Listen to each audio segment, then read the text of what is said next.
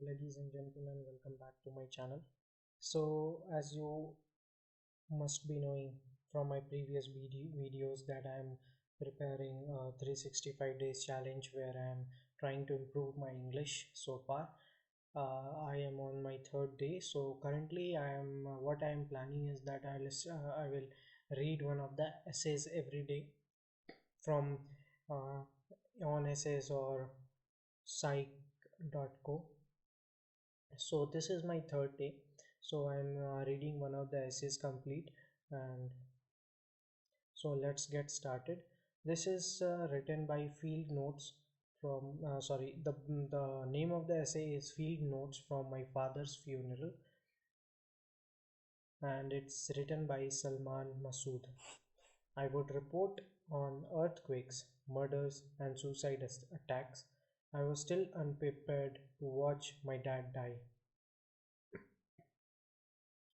The first time I witnessed death aftermath at work, titled and its ex my world tilted on its axis. It was 2002 and the terrorist attack at the targeted Christian hospital in Taxila, at a city near the Pakistani capital Islamabad. As I walked through the scene, my head grew heavy and my heart thumped. The smell of blood and explosives seems to press down on me, making each step feel like wading through water. As a young journalist, then barely seasoned in field, I was unprepared for how the reality of destruction would differ from the detached reports I would read in newspaper or see on television. Each story of destruction carries its unique signature, but journalists learn to recognize the familiar pattern, the initial chaos, the desperate search for survivors, the gradual transformation from the rescue to recovery, the sombre task of continuing the death. My first encounter with the world of devastation taught me how inadequate search patterns are in capturing the raw reality of human suffering. The scene from 2002 remains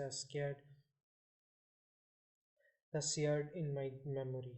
The deep red stain that seeped into the cracks of the stone tiles in the hospital chapel, as we reporters and the emergency workers stepped cautiously around it. In the wreckage of that day, my colleagues and I interviewed survivors and witnessed. One woman recounted how she has been praying with the explosion shattered in the silence, sending shards of glass and wooden pews flying. A rescue worker, his hands trembling, described carrying an injured nurse to safety. Her white uniform blood soaked. The weight of the words pressed down on me heavily. Driving back to Islamabad, I found myself choking for some moments, my body physical response to the horror I have witnessed. The night, that night for many, that night and for the many nights after, the images of destructions haunted me. But I also realized then that if I was to continue in the profession, something would have to change. I couldn't survive being this raw, this exposed to the trauma I was documenting.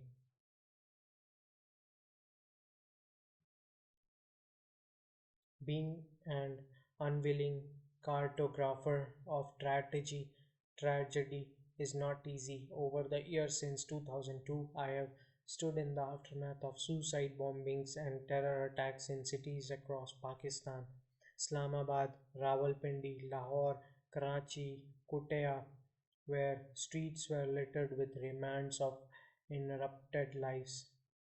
Shattered storefronts, blood-stained walls, scattered shoes in the ruins of earthquake. I have tailored rescue workers clawing through rubble in the desperate race against time.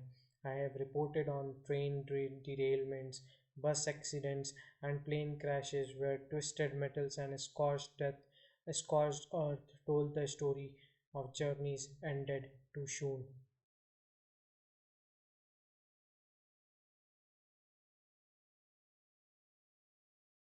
Sometimes experiences remain particularly vivid. In 2005, I was in Muzaffarabad, the capital of Pakistani controlled Kashmir, after the devastating earthquake that killed at least 70,000 people. There, I met Arshad Ahmed Buch, a man I had interviewed months earlier during the hopeful launch of the cross border bus service meant to reunite families separated by wars between India and Pakistan. At this time, he was elated, believing the service would bring long awaited happiness to divided families. Months later, I found him sitting outside his ruined home, his wife buried beneath the rubble. The optimism with which he had spoken seemed like distant, almost futile memory. A few days later, I saw him at in the bazaar, taking a group of men, gesturing as he spoke. His posture was composed, his face was unreadable. I wanted to stop to ask how he was managing, but I didn't. I kept driving. In the moment, I realized something had changed in me. I was learning to keep grief at a distance. It was perhaps the first time I recognized in myself development of professional distance, a proactive shell that allowed me to function amid recurring tragedies. The ability to function amid tragedy was about finding ways to bear witness professionally. In Ghardi Habibullah, in Ghardi, in Ghari Habibullah, during the same reporting trip, I visited collapsed school building where the children were buried beneath the rubble. Watched distraught fathers dig through debris where mothers wailed nearby. Hearing one woman's voice calling out her daughter's name over and over was a deeply crushing moment. Yet again, I found myself cataloging the scene with a measured detachment. I saw a grandmother moving from person to person, embracing them and asking why that has visited them. I saw mass graves being dug under the October sun. These scenes became entries in my reporter's notebook, carefully recorded but held at arm's length as if I was viewing them through a protective glass screen. Each assignment in this year's Each assignment in the years following reinforced my professional self. I developed a systematic approach to documenting tragedy. First, establish the facts, then gather the eyewitness accounts, then weave together the human stories that might help readers comprehend the true impact of what had occurred. This methodology became my anchor, allowing me to maintain compose in the future of devastation. By 2007, when covering a suicide bombing the targeting them President Pravez Musharraf that killed 7 people, I thought I had mastered this professional removal. I was struck by how quickly even the rescue workers and the city officials had tried to tidy away the after effects of the bombing and restore order. How quickly normality was reimposed. In time, I learned to interview bereaved family braved family members with genuine empathy while maintaining the professional focus and distance needed to tell their stories accurately. I could document scenes of devastation with precision and detail they deserve. The ability to function amid tragedy was about becoming cautious, callous.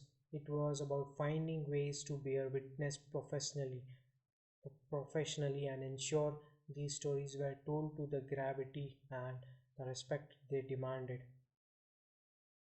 For years, I was convinced myself that the professionalism detachment was enough. Then, on 1st December 2004, my carefully constructed world shattered. The knock on my door came late evening, our cook pale faced, telling me something was wrong with my father. I rushed downstairs to find my father gasping for air, my mother hovering helplessly nearby. In that moment, I was no longer the seasoned journalist who had covered countless deaths. I was just a son watching his father die. The dive, the drive to the hospital was a nightmare that I had reported dozens of times but never lived through. The chaotic traffic, the ambulance ahead of me, the emergency lights flashing, and my desperate prayers that felt like bargaining with the fate. I was now on the inside of a story I had written about so many times before, but this time there was no notebook to hide behind.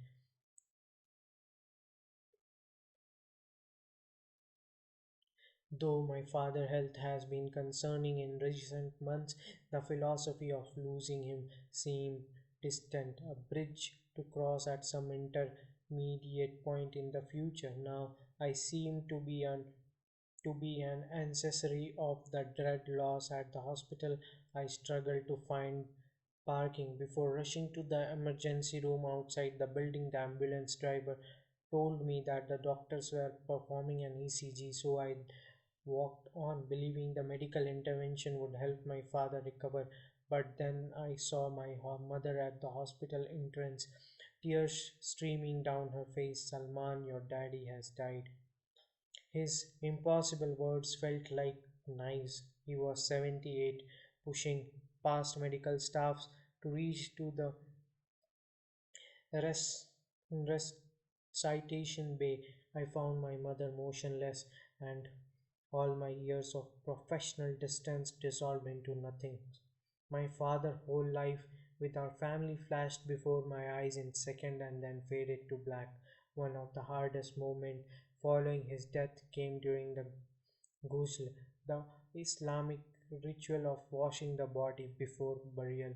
My brother Faisal, my parental uncle, and I performed the ritual on the house patio. As I stroked my father's face and ran my fingers through his hair, I thought all the bodies I had seen in the career strange to me, but I belonged to someone, and the professional and the personal collapsed. I saw that no amount of reporting on the death could have prepared me for the intimacy and the pain of losing someone you love. His absence was not just a void in our home, it was a silence that filled every corner. The ritual became a profound lesson in the psychology of loss. Each gentle moment, each careful touch was bought farewell and reconnection. The water following over his skin, the soft cloth we used to dry him, the sensory details had an intensity no amount of professional document could ever match. During those moments, it almost felt as though my father might suddenly return. Faisal, who performed this rite so this rite sto- stoically, later confessed to have the same feeling, even as he knew the morality is the door we must walk through. It seemed as if our father would suddenly wake up. My father, Chaudhry Masood Ahmed, was an economist. He studied when Vanderbilt University in Tennessee on a scholarship in 1978 to 1979, then worked for the Pakistani government till his retirement.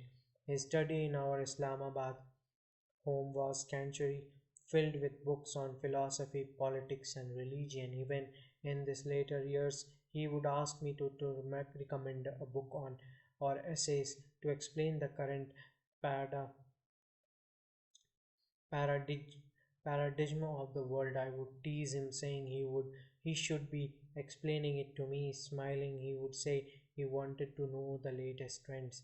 In the days after his death, I searched for the bearings in this new terrain. His absence was not just void in our home; it was silence that filled every corner.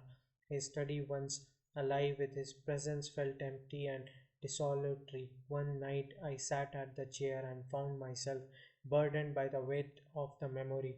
Every time was everything was there, neatly arranged as he liked it, yet nothing was the same.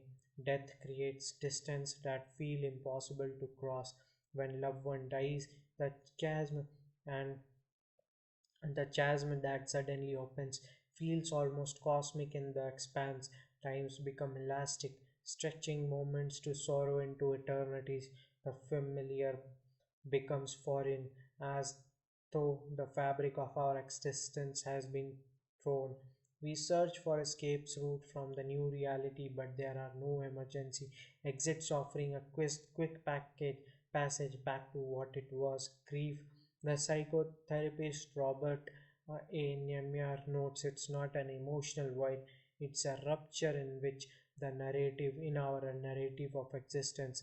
It carves new fault lines through our understanding of the world, rearranging what we thought was fixed and known.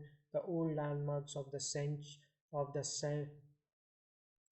certainty, the routine and control disappear, leaving us to stumble through a landscape defined by abeyance. I think this person is his dad. One of the favorite photographs shows my father in his study chair holding a book, light spilling on him, illuminating the quiet contentment on his face.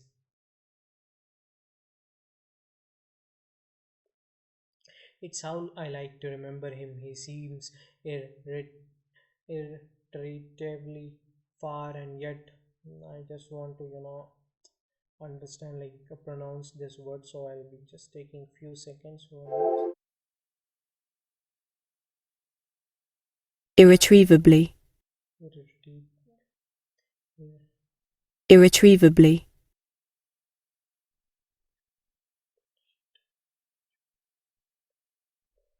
Irretrieve, irretrievably far and yet beyond, ineffably close. It reminds me that while death creates distance that feel impossible to cross, the connection forgot by love endure. I have to come to understand that my years of documenting the grief of others were preparation for a different kind, not for the pain itself, but for the understanding that grief in all forms, the testament to the depth of human connection. A journalist who continues to bear witness to loss, I have deeper appreciation for the nature of those moments and profound gratitude to those who shares their story of grief with me. I want to read a little bit about this. Salman Masood is a Pakistani journalist who has been Pakistan correspondent for the New York Times since 2001. He is also an editor at Pakistan, the nation's newspaper, and the author of Fallout Power and Intrigue and the Political Upheaval of Pakistan 2024. He is based in Islamabad.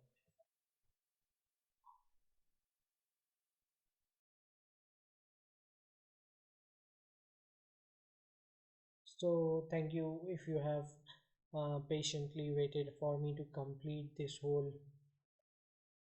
article. I believe this you must have liked this article. It is very deep about the war, about the death and the grief the person has faced. It was it was really heart touching and understanding through his perspective how the life has treated him. It is really very hard to understand, like it is really very hard to under it is really very difficult for people to deal sometimes, of what they have been dealing so far in their career path. As a doctor, I have came to like I have seen I have seen one of the news reporting where one person was a doctor and their relatives died and he had to do surgery for them also. So sometimes it's very easy for a people to do surgery of people, or experience the death of people who are not known to them, but later when it comes to their own siblings, or they are known and to or their near or dear ones, it becomes very difficult for them to to work for them. It becomes very difficult for them to to to continue their duties. So this, I think this is one of the very good article. I will see you again in the next video. So in the next video I am planning that we will have another article. By then, good night, good evening. Bye.